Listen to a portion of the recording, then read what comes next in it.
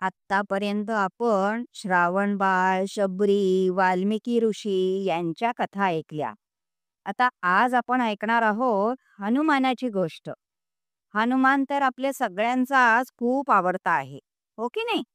मग त्याच्या गोष्टी आता आज आपण ऐकणार आहोत.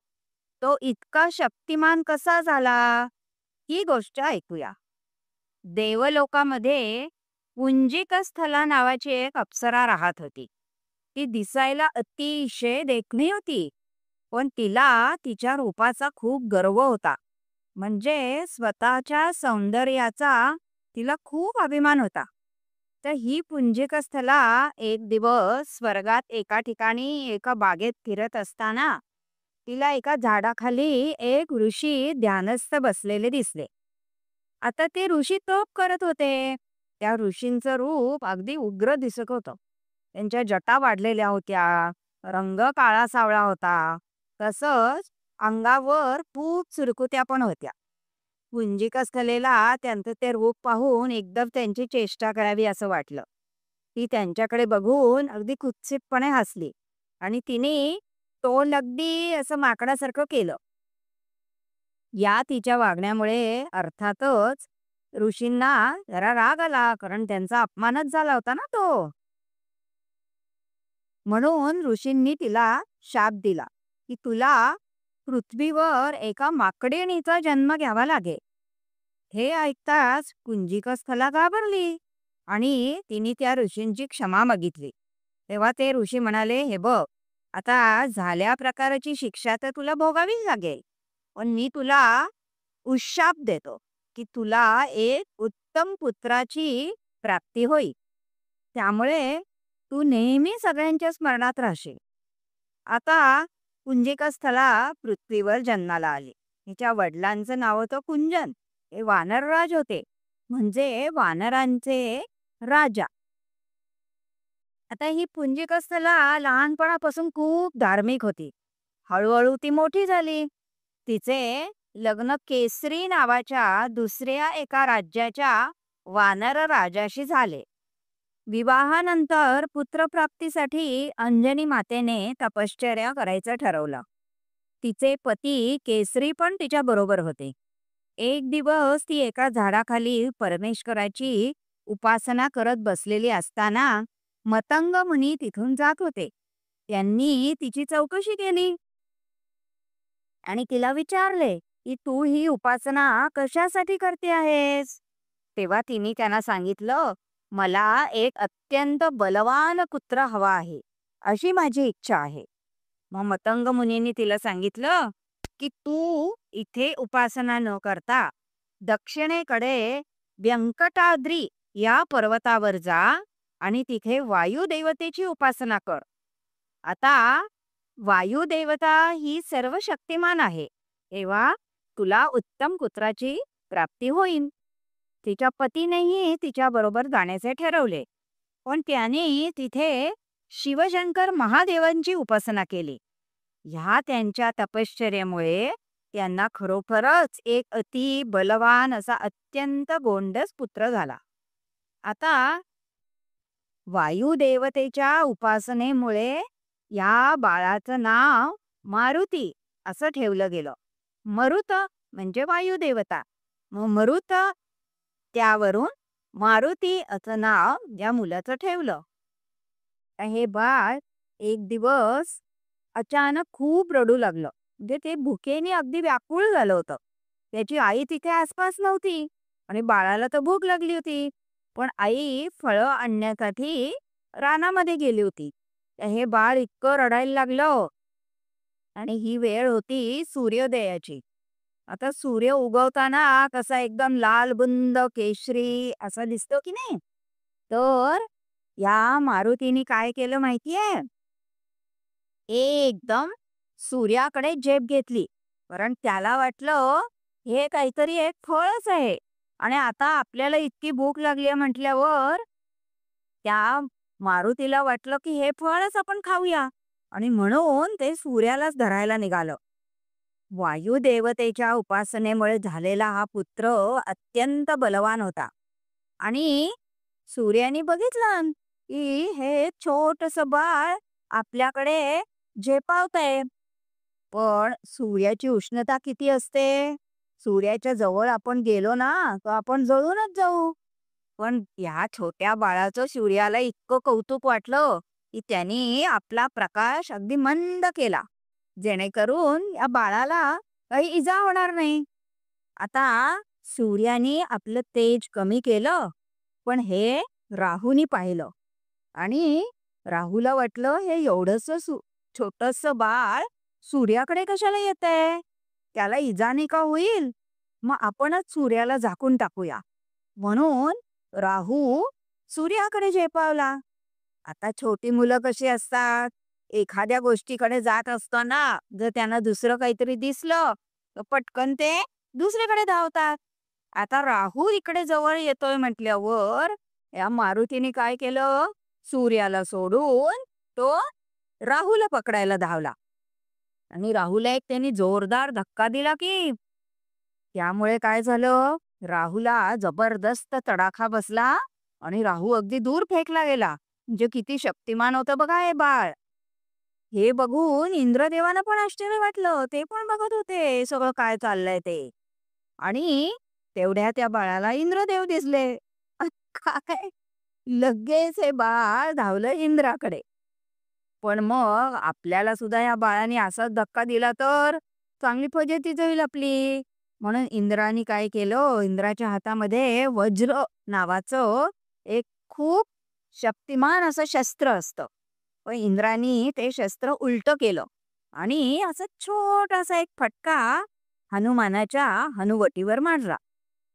अगदी छोटासा फटका होता तो, पण शेवटी वज्राचाच होता ना. जरी उलट्या बाजूनी मारला असला तरी एवढ्याशा बाळाला तो फटका जोरातच बसला आणि त्यामुळे हा हनुमान काय झालं, बेशुद्ध झाला आणि खाली खाली खाली यायला लागला. हे वायुदेवतेने पाहिलं.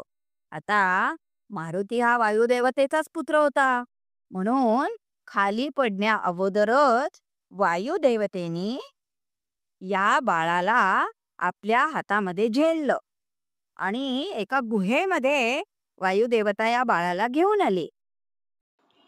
गुहेमध्ये आल्यावर त्या बाळाला मांडीवर घेऊन वायुदेव बसले. त्यांना खूप दुःख झालं होतं, कारण त्यांचा हा मुलगा अगदी निश्चेष्ट पडला होता आणि त्यांना रागही आला होता, कारण इंद्राच्या वज्राच्या धक्क्याने हे असं झालं होतं. म्हणून मग त्यांनी काय केलं, गुहेत बसून राहिल्यावर पृथ्वीवरची सगळी हवाच बंद करून टाकली, वारा वाहणंच बंद झालं आणि मग काय, पृथ्वीवर कुणाला श्वासही घेता येईना. हे ब्रह्मदेवांना कळल्यावर ब्रह्मदेव ताबडतोब तिथे आले आणि त्यांनी अगदी आपुलकीने विचारलं, अरे अरे या बाळाला काय झालं? वायुदेवतेने सांगितलं असं असं झालं ते. ते म्हणाले, थांब थांब मी बघतो हं. आणि मग त्यांनी त्या बाळाच्या डोक्यावरनं हळूच हात फिरवला.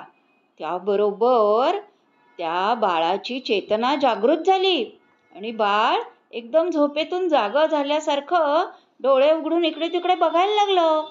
हे बघताच वायुदेवांना अतिशय आनंद झाला. ब्रह्मदेवानी त्या बाळाला आशीर्वाद दिला. पण तेवढ्यात काय झालं, इंद्रदेव पण तिथे आले. त्यांना पण काळजी वाटायला लागली ना, कारण की अरे या बाळाला काय झालं, त्याने काही मुद्दाम केलं नव्हतं. इंद्रदेवानी बघितलं बाळ सुखरूप आहे. मग त्यांनी त्या बाळाला आपल्या गळ्यातली एक सोन्याची माळ दिली. ती गळ्यात घातली बाळाच्या आणि सांगितलं की माझ्या वज्राचा या बाळावर कधीही कुठल्याही प्रकारचा परिणाम होणार नाही. म्हणजे वज्रामुळे या बाळाला कधीही इजा होणार नाही. मग सूर्यदेव आले. सूर्यदेवांना पण काळजी वाटत होती काय झालं बाळाचं म्हणून. सूर्यदेव आले आणि ते म्हणाले, मी माझ्यातलं 1/100 तेज, म्हणजे माझ्यातलं थोडं तेज मी या बाळाला देतो आणि हा बाळ मोठा झाला की मी त्याला सर्व विद्या प्रदान करेन. मी याचा गुरु होईन. ह्या मुलाचं संभाषण कौशल्य अतिशय चांगलं असेल. हा मुलगा उत्तम वक्ता होईल. मग वरुणदेव आले. त्यांनीही हनुमानाला वर दिला की पाण्यापासून ह्या बाळाला कोणतीही भीती राहणार नाही. हा पाण्यात कितीही वेळ राहू शकेल, पाण्याखाली जाऊ शकेल, पाण्यावर तरंगू शकेल. मग यमराज आले. ते म्हणाले, या हनुमानाला मी अमरत्व देतो, याला कधीही मृत्यू येणार नाही. आणि शिवाय इंद्रांनी काय सांगितलं होतं माहितीये? माझ्या वज्रामुळे ह्या मुलाची हनुवटी थोडी वाकडी झाली आहे ना, म्हणून आजपासनं याला सगळेजण हनुमान म्हणतील. म्हणजे मारुती हे एक नाव झालं आणि हनुमान हे नाव झालं. शिवाय याला सगळ्या शक्ती मिळाल्यामुळे बजरंगबली असंही एक हनुमानाचं नाव झालं. शिवाय हनुमानाला अंजनीचा पुत्र म्हणून अंजनी सुत असं सुद्धा म्हणतात बरं का. आता एवढे सगळे देव तिथे जमा झाले होते, म्हणून मग कुबेराला वाटलं आपणही जाऊन बघावं कसं ते छोटंसं बाळ आहे ते. कुबेराने मारुतीला गदा दिली आणि सांगितलं काय, की हा सर्वश्रेष्ठ गदाधारी होईल, ह्याचा कुणीही गदा युद्धामध्ये पराभव करू शकणार नाही. विश्वकर्मा आले. त्यांनी सांगितलं, मी तयार केलेल्या कुठल्याही शस्त्राने ह्या बाळाला कधीही इजा होणार नाही. महादेव आले. ते म्हणाले, माझ्याजवळ जी जी दिव्य अस्त्र आहेत त्याचा कुठलाही परिणाम हनुमानावर कधीही होणार नाही. ती सगळी दिव्य अस्त्र आत्ताच जणू काही महादेवानी ह्या हनुमानाला देऊन टाकली. ब्रह्मदेव पण म्हणाले, कुठल्याही शक्तीचा या बाळावर कसलाही परिणाम होणार नाही. हा बाळ इतका पराक्रमी असेल की हा बाळ जिथे जाईल तिथे विजयीच होईल. ह्याला जिथे कुठं जावं वाटत असेल तिथे तो आपोआप पोचेल. ह्याला कुठलेही रूप कधीही घेता येईल. म्हणजे बालपणीच ह्या मारुतीची शक्ती किती वाढली बघा. आता हळूहळू हा मारुती बाळ मोठा होत होता, पण तो ना अतिशय खोडकर होता. सगळ्यांना खोड्या करून करून अगदी भंडावून सोडत असे. कुणी ऋषीमुनी तपस्वी जर काही उपासना करत असतील तर त्यांना सुद्धा काहीतरी खोडी काढून हा त्रास देत असे. मग सगळ्या ऋषीमुनींना खरं तर राग यायचा याचा. एकदा ऋषी काहीतरी यज्ञ करत होते, हा बसला झाडावर जाऊन आणि ह्या फांदीवरून त्या फांदीवर लागला की उड्या मारायला. त्यामुळे काय झालं, काही फांद्या तुटल्या आणि त्या फांद्या तुटून यज्ञवेदीवर पडल्या, काही तर ऋषींच्या अंगावरच पडल्या. सगळं पूजा साहित्य सांडून गेलं. त्यामुळे अर्थातच ऋषी खूप रागावले. पण आता हनुमानाला सगळ्या देवांनीच वर दिले होते, सगळ्या देवता त्याच्यावर प्रसन्न होत्या. मग आता ह्याला शिक्षा करायची कशी? पण ह्याच्या खोड्यांना काहीतरी आवर्त घालायला हवा की नाही. म्हणून मग त्यांनी काय केलं माहितीये? त्यांनी त्याला असा शाप दिला की हा हनुमान अजून लहान आहे, तर ह्याला आपल्या सगळ्या क्षमतांचा विसर पडेल. म्हणजे त्याला ह्या ज्या शक्ती मिळालेल्या आहेत त्याचा तो आत्ता कुठल्याही प्रकारचा उपयोग करू शकणार नाही. पण मोठेपणी मात्र जेव्हा काही मोठं काम करण्याची वेळ येईल, म्हणजेच श्रीरामांच्या मदतीला जेव्हा हनुमान जातील तेव्हा मात्र त्यांना ह्या सगळ्या शक्ती आठवतील. अशा प्रकारे हनुमानाची शक्ती सीमित झाली. त्यामुळे त्याच्या खोड्या पण कमी झाल्या. आता हनुमान आणखी मोठा झाला. मग त्याने आईकडे हट्ट करायला सुरुवात केली की मला आता गुरुकुलामध्ये पाठवा, मला अभ्यास करायचा आहे. तसा शहाणा होता हा बाळ, खोडकर असला तरी. आई म्हणाली ठीक आहे, पण आईने सांगितलं सूर्यदेव हे तुझे गुरु आहेत, त्यामुळे तू सूर्यदेवांकडेच जायला हवं. हनुमान निघाला. आता लहानपणीच एकदा सूर्यदेवांना भेट देऊन आलाच होता ना. हनुमान पुन्हा सूर्यदेवांकडे गेला.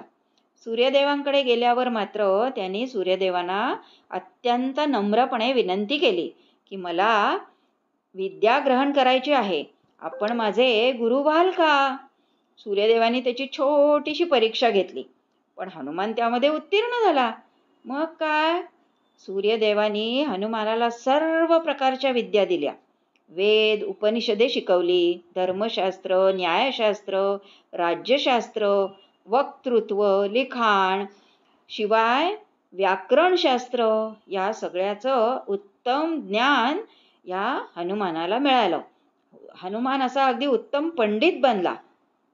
आणि मग जेव्हा हनुमान मोठा झाला तेव्हा रावणाविरुद्धच्या लढाईमध्ये हनुमानाने श्रीरामांना पूर्ण सहाय्य केलं.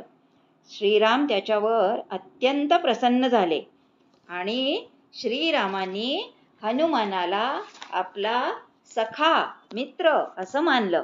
हनुमानाने सुद्धा श्रीरामांची नेहमीच अत्यंत सेवाभावाने अशी खूप सेवा केली. तर अशी ही हनुमानाची गोष्ट आहे.